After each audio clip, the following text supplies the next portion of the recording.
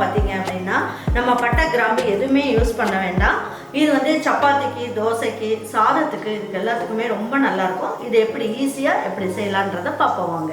நம்மளோட சேனலில் குழம்பு மிளகாய் தூள், ரசப்பொடி, சாம்பார் பொடி, கரம் மசால் பொடி, இட்லி பொடி, மட்டன் மசாலா இது எல்லாமே நல்ல சுகாதாரமான முறையில் நல்ல தரமான பொருட்களை வச்சு நானே என்னுடைய கைப்பட என்னுடைய கண் பார்வையில் உங்களுக்கு வந்து நான் எல்லாமே அரைச்சி பொடி பண்ணி உங்களுக்காக நான் தரேன். உங்களுக்கு வேணுன்றவங்க வெப்சைட்லேயும் வாட்ஸ்அப் நம்பரும் உங்களுக்கு தரேன். நீங்கள் வேணுன்றவங்க ஆர்டர் பண்ணி வாங்கிக்கலாம். பாருங்க, இப்போ இந்த குழம்பு வைக்கிறதுக்கு தேவையான அளவுக்கு எண்ணெய் ஊற்றிக்கலாம். 2 டேபிள் ஸ்பூன் அளவுக்கு எண்ணெய் ஊற்றிக்குவோம். பாருங்க, இதில் ஒரு 1/2 ஸ்பூன் அளவுக்கு கடுகு போட்டுக்கலாம். கடுகு, உளுந்தம் பருப்பு மட்டும் போட்டுக்கலாம். பட்டை கிராம்பில் இதுவும் போடணும்னு அவசியம் இல்லை. பாருங்க, ஒரு இனுக்கு கருவேப்பிலை போட்டுக்கலாம். பாருங்க, ஒரு கைப்பிடி அளவுக்கு, அப்படி இல்லை அப்படின்னா ஒரே ஒரு பெரிய வெங்காயத்தை எடுத்து நீல வாக்கில் கட் பண்ணி இதையும் போட்டுக்கலாம்.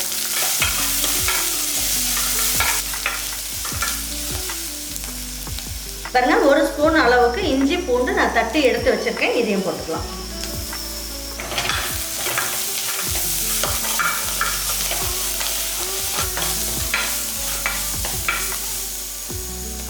மீடியம் சைஸ் தக்காளி 2 தக்காளி எடுத்து கட் பண்ணி எடுத்து வச்சிருக்கேன். இதையும் போட்டுக்கலாம்.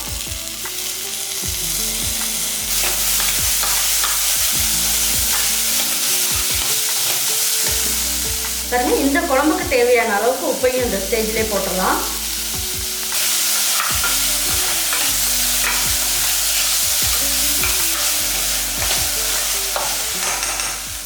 பாருங்க, இப்போ ஒரு காலிஃப்ளவர் எடுத்துட்டு அதில் பாதி அளவுக்கு எடுத்திருக்கேன். நீங்கள் அதை சுடுதண்ணியில் கொஞ்சமாக உப்பு போட்டு இந்த காலிஃப்ளவரை எல்லாமே பிச்சு அதில் போட்டிங்கன்னா 1 நிமிஷம் வச்சுருங்க. அதுக்கப்புறம் பச்சை தண்ணியில் ஒரு வாட்டி கழுவிக்கிங்க. ஏன்னா பூச்சியெல்லாம் ஏதாவது இருந்தால் போயிடும். அப்புறம் பலா கொட்டை பாருங்கள், நான் வேக வச்சு எடுத்து வச்சுருக்கேன். வேக வைக்கும் போது கொஞ்சமாக உப்பு போட்டு நீங்கள் வேக வச்சுக்கோங்க. இதை பாதியாகவும் கட் பண்ணி போடலாம், அப்படி இல்லைன்னா முழுசாகவும் போட்டுக்கலாம். இதில் வந்து ஒரு 100 கிராம் அளவுக்கு உருளைக்கிழங்கையும் வேக வச்சு எடுத்துருக்கேன். அதையும் போட்டுக்கலாம்.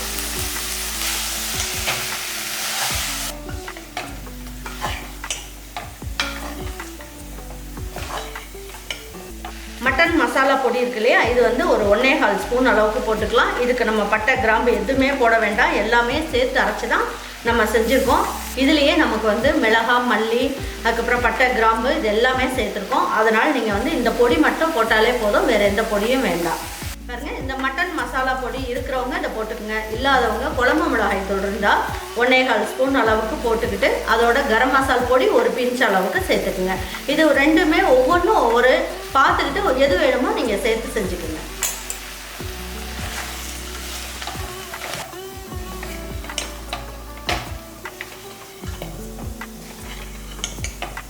பாருங்க, இதை நல்லா வதக்கி விட்டாச்சு. கொஞ்சமாக தண்ணி ஊற்றிடலாம்.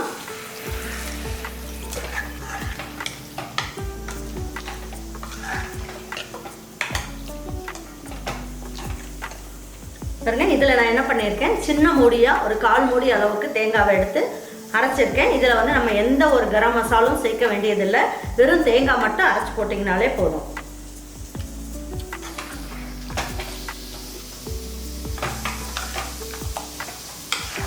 இப்போ தேவையான அளவுக்கு தண்ணி ஊற்றிடலாம்.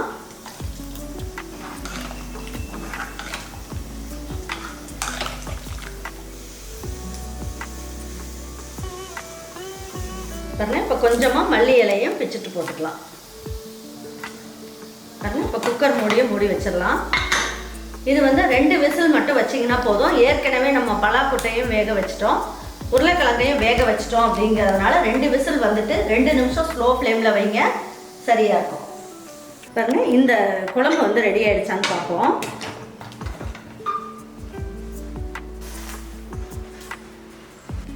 பாருங்க, காலிஃப்ளவர், உருளைக்கிழங்கு, அதுக்கப்புறம் பார்த்தீங்கன்னா பலாக்கொட்டையை வச்சுட்டு நல்ல அருமையான ஒரு குருமா மாதிரி ஒரு குழம்பு ஒன்று வச்சுருக்கோம். இது பார்த்தீங்க அப்படின்னா சாதத்துக்கும் போட்டு சாப்பிடலாம், தோசைக்கு, இட்லிக்கு, இது எல்லாத்துக்குமே ரொம்ப நல்லாயிருக்கும்.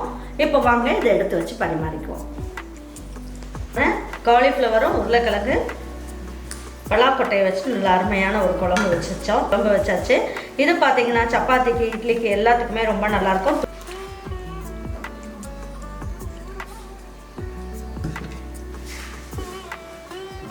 பாருங்கள், இதே மாதிரி ஒரு குழம்பு உங்கள் வீட்டில் இருக்கவங்களுக்குலாம் செஞ்சு கொடுத்துட்டு அவங்களுக்குலாம் பிடிச்சிருந்ததுன்னா லைக் பண்ணுங்கள், ஷேர் பண்ணுங்கள், சப்ஸ்கிரைப் பண்ணுங்கள், மறந்துடாமல் கமெண்ட்ஸ் பண்ணுங்கள். தேங்க்யூ ஃபார் வாட்சிங் ஈரோடு அம்மாச்சி சமையல். தேங்க்யூ.